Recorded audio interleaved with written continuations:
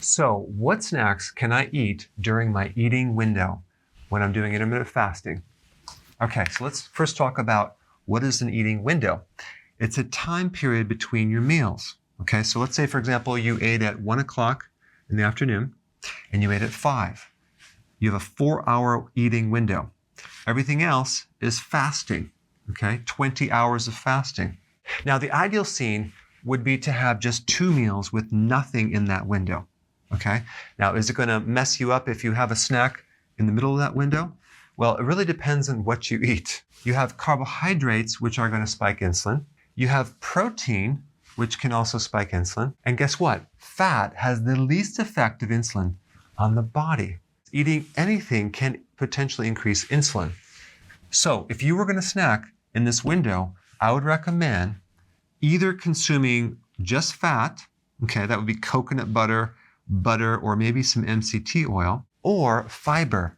Now, even though that a fiber is a carbohydrate, it will not negatively affect insulin. In fact, it can feed your microbes, which then make a certain chemical that actually lowers insulin down the road. And what type of fiber would be best? Leafy greens. And then you can actually put the fat, like an olive oil, on your leafy greens and put some apple cider vinegar, maybe some spices and herbs, because apple cider vinegar has 0 carbohydrates. And there you have your combination of fiber, which is very low in carbohydrate, and fat. So just make sure that you don't consume the snacks that everyone else is doing. They're doing protein snacks. They're doing nuts. They're doing nut butters in between the meals. They're doing cheese. If you go to the health food store, now you're going to actually even see little sections of keto snacks. And people are consuming way too many of those. And some of them are okay if they're low in carb. But if you're going to consume a snack, make sure it's low carb and have it right at the meal, but not between the meals.